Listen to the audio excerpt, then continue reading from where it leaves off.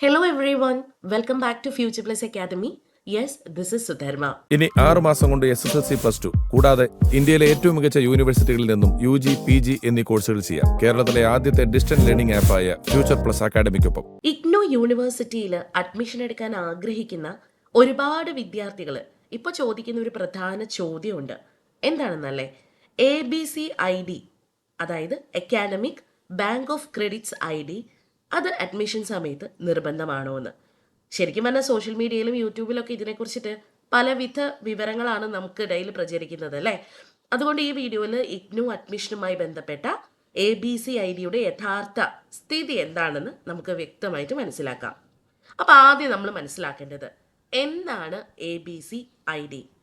ABC എന്നത് academic bank of credit എന്നാണ്.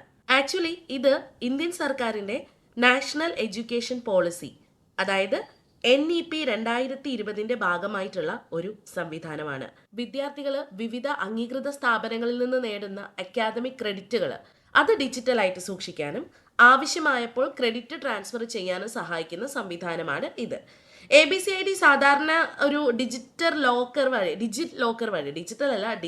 വഴി തന്നെ നമുക്ക് സൃഷ്ടിക്കാം കേട്ടോ. ഇത് വിദ്യാർത്ഥികളുടെ അക്കാദമിക് റെക്കോർഡുകളുമായിട്ടാണ് ബന്ധിപ്പിക്കപ്പെടുന്നത്.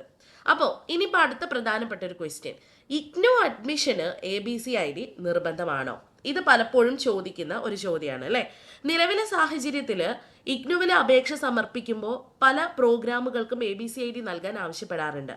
എന്നാൽ ചില സാഹചര്യങ്ങളിൽ ABCID ഇല്ലെങ്കിലും അപേക്ഷ ആരംഭിക്കാനോ പിന്നീട് അപ്ഡേറ്റ് ചെയ്യാനോ സൗകര്യം ലഭിക്കാറുണ്ട്. അതായത് ചില സാഹചര്യങ്ങളിൽ ചില കോഴ്സുകൾക്ക് നിങ്ങൾ അപ്ലൈ ചെയ്യുന്ന സമയത്ത് ABCID നിർബന്ധമാണ്.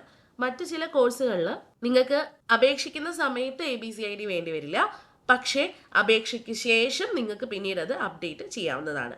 അതിനാൽ ഓരോ അഡ്മിഷൻ സെഷനിലും ഇഗ്നു പുറത്തിറക്കുന്ന ഔദ്യോഗിക നിർദ്ദേശങ്ങൾ നമ്മൾ പരിശോധിക്കുകയും അതിനനുസരിച്ചിട്ടാണ് നമ്മൾ പ്രവർത്തിക്കുകയും വേണ്ടത്. അതുകൊണ്ട് നിങ്ങൾക്ക് ABCID ഇല്ലെങ്കിൽ പോലും എത്രയും വേഗം അത് സൃഷ്ടിച്ച് തയ്യാറാക്കി വെക്കുന്നതാണ് ഏറ്റവും നല്ലത് കേട്ടോ. ഇത് ഭാവിയിൽ ക്രെഡിറ്റ് മാനേജ്മെന്റ്, അക്കാദമിക് രേഖകൾ എന്നിവ കൈകാര്യം ചെയ്യുന്നതിനും ഉപകരിക്കും. അപ്പം ഇനി നിങ്ങൾ ചോദിക്കുന്ന മറ്റൊരു ചോദ്യമാണ്, ABCID എങ്ങനെ ഉണ്ടാക്കാം? ABCID എടുക്കാൻ വളരെ എളുപ്പമാട്ടോ. ഇപ്പോൾ ഡിജി ലോക്കർ അക്കൗണ്ട് നിങ്ങൾ തുറക്കണം, ആധാർ നമ്പർ ഉപയോഗിച്ച് ലോഗിൻ ചെയ്യുക, അക്കാഡമിക് ബാങ്ക് ഓഫ് ക്രെഡിറ്റ്സ് എന്ന ഓപ്ഷൻ നിങ്ങൾക്ക് അവിടെ തിരഞ്ഞെടുക്കാൻ പറ്റും. ആവശ്യമായ വിവരങ്ങൾ നൽകി നിങ്ങൾക്ക് ABCID സൃഷ്ടിക്കാൻ സാധിക്കുന്നതാണ്. അപ്പോൾ ചുരുങ്ങിയ സമയം കൊണ്ട് തന്നെ ഇത് പൂർത്തിയാക്കാനും സാധിക്കും. അപ്പോൾ ഇഗ്നുവിൽ അഡ്മിഷന് അപേക്ഷിക്കുന്നവർക്ക് എൻ്റെ നിർദ്ദേശം എന്ന് പറയുന്നത് ഇതാണ്, ABCID ഇപ്പോൾ തന്നെ എടുത്ത് സൂക്ഷിക്കുക. ഇത് നിങ്ങളുടെ അഡ്മിഷൻ പ്രക്രിയ കൂടുതൽ സുഗമമാക്കുകയും ഭാവിയിൽ അക്കാദമിക് ആവശ്യങ്ങൾക്ക് സഹായകരമാവുകയും ചെയ്യും. അഡ്മിഷൻ സംബന്ധിച്ച ഓരോ സെഷനിലെയും ഏറ്റവും പുതിയ നിർദ്ദേശങ്ങൾ ഇഗ്നുവിൻ്റെ ഔദ്യോഗിക വെബ്സൈറ്റിലും അഡ്മിഷൻ പോർട്ടലിലും പരിശോധിക്കാൻ മറക്കരുത് കേട്ടോ.